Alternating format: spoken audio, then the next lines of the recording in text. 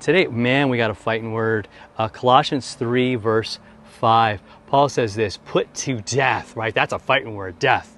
Put to death. What should we put to death? What is earthly in you. In other words, what is not about God.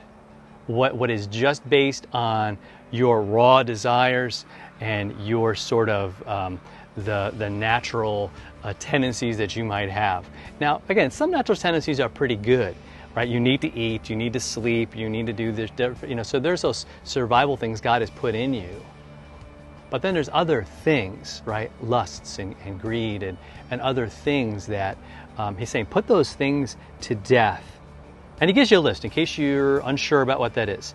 Top of the list is something that's a huge problem in our world today, sexual immorality. He goes, put that to death. I'm going to read it that way. Let's put to death sexual immorality. Let's put to death impurity. Let's put to death passion. And again, he means that unnatural, like ungodly kind of passion, evil desire. Put that to death. Covetedness, which is idolatry. Put that to death, because that stuff doesn't bring about the glory of God. That doesn't, let people know how great God is. It's really the opposite. It brings God's wrath. And so we don't want anything to do with that, would we? Something that we know displeases God to such an extent that he sent Jesus to die for it. I say what we do is we embrace the forgiveness that he's given, the fact that we're saved, the fact that we're forgiven, the fact that we have life and hope. And let's embrace that. Let's get excited about that and all those things that God has given. Let's use those as fighting words.